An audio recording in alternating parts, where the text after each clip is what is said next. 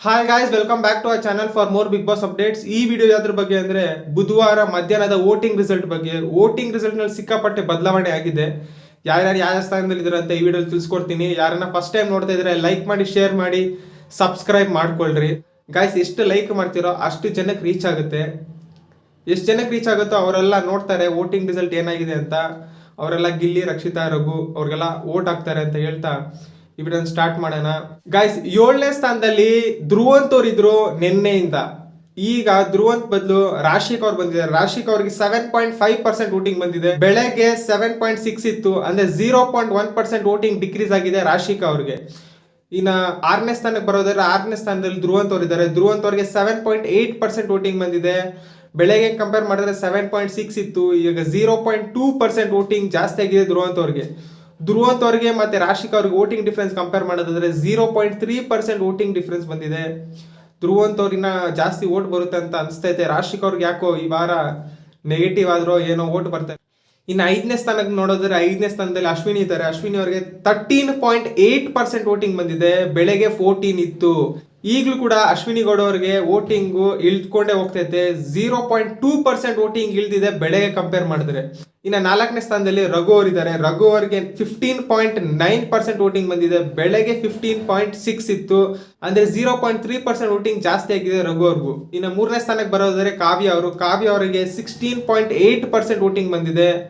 ಬೆಳಗ್ಗೆ 17 ಇತ್ತು, ಈಗ 0.2% ವೋಟಿಂಗ್ ಡಿಕ್ರೀಸ್ ಆಗ್ತೈತೆ ಕಾವ್ಯ ಅವ್ರಿಗೆ ಬೆಳಗ್ಗೆ 0.4 ಡಿಕ್ರೀಸ್ ಆಯ್ತು, ಈಗ 0.2. ಕಾವ್ಯ ಅವ್ರಿಗೂ ವೋಟಿಂಗ್ ಡಿಕ್ರೀಸ್ ಆಗ್ತೈತೆ, ಏನಕ್ಕಂತ ಗೊತ್ತಾಗ್ತಾ ಇಲ್ಲ. ಫೈನಲಿಸ್ಟ್ ಆದ್ರೂ ಕೂಡ, ಅಂದ್ರೆ ಟಾಸ್ಕ್ ನ ಫೈನಲಿಸ್ಟ್ ಆದ್ರೂ ಕೂಡ ವೋಟಿಂಗ್ ಡಿಕ್ರೀಸ್ ಆಗ್ತೈತೆ, ಏನಕ್ಕಂತ ಗೊತ್ತಾಗ್ತಾ ಇಲ್ಲ. ಇನ್ನು 2ನೇ ಸ್ಥಾನಕ್ಕೆ ಬರೋದಾದ್ರೆ ರಕ್ಷಿತಾ ಇದ್ದಾರೆ. ರಕ್ಷಿತಾ ಅವ್ರಿಗೆ 19.8% ವೋಟಿಂಗ್ ಬಂದಿದೆ. ಬೆಳಗ್ಗೆ 19.4 ಇತ್ತು, ಅವ್ರಿಗೆ 0.4% ಇನ್ಕ್ರೀಸ್ ಆಗ್ತೈತೆ ಬೆಳಗ್ಗೆ ಕಂಪೇರ್ ಮಾಡಿದ್ರೆ. ಇನ್ನು ಫಸ್ಟ್ ಸ್ಥಾನದಲ್ಲಿ ಗಿಲ್ಲಿ ಅವರಿದ್ದಾರೆ. ಗಿಲ್ಲಿ ಅವ್ರಿಗೆ 23.5% ವೋಟಿಂಗ್ ಬಂದಿದೆ.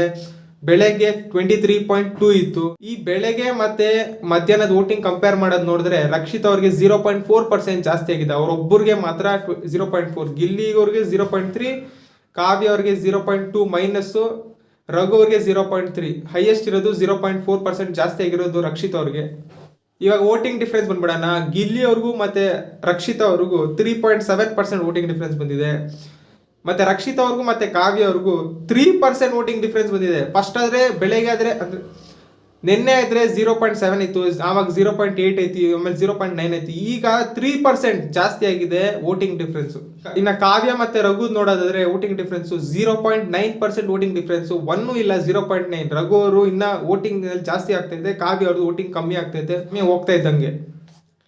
ಇನ್ನ ರಘು ಮತ್ತೆ ಅಶ್ವಿನಿ ವೋಟಿಂಗ್ ಡಿಫ್ರೆನ್ಸ್ ನೋಡೋದಾದ್ರೆ 2.1% ವೋಟಿಂಗ್ ಡಿಫ್ರೆನ್ಸ್ ಬಂತಿದೆ ರಘು ಅವ್ರಿಗೆ ಮತ್ತೆ ಅಶ್ವಿನಿ ಅವ್ರಿಗೆ.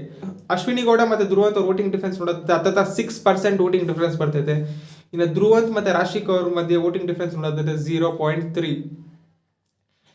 ಇವಾಗ ಏನಾಗ್ತಿದೆ ಅಂದ್ರೆ ಕಾವ್ಯ ವೋಟಿಂಗ್ ಡಿಕ್ರೀಸ್ ಆಗ್ತಾ ಇರೋದ್ರಿಂದ ರಘು ವೋಟಿಂಗ್ ಇನ್ಕ್ರೀಸ್ ಆಗ್ತಾ ಇರೋದ್ರಿಂದ ಕಾವ್ಯ 4th ಸ್ಪಾಟ್ ಇಳಿಬಹುದು, ರಘು ಅವರು 3rd ಸ್ಪಾಟ್ ಬರ್ಬೋದು. ಇನ್ನ ಲಾಸ್ಟ್ ಸ್ಪಾಟ್ ಫೈಟಿಂಗ್ ನಡೀತಿದೆ. ರಾಶಿಕ್ ಅವ್ರು ವೋಟ್ ಬರ್ತಾ ಇಲ್ಲ, ಅದ್ರ ಧ್ರುವಂತ್ ಅವ್ರಿಗೆ 0.2% ವೋಟಿಂಗ್ ಬಂದಿದೆ. ಇನ್ನ ಸಂಜೆ ವಿಡಿಯೋದಲ್ಲಿ ನೋಡೋಣ ಯಾರ್ ವೋಟಿಂಗ್ ಏನಾಗುತ್ತೆ ಅಂತ.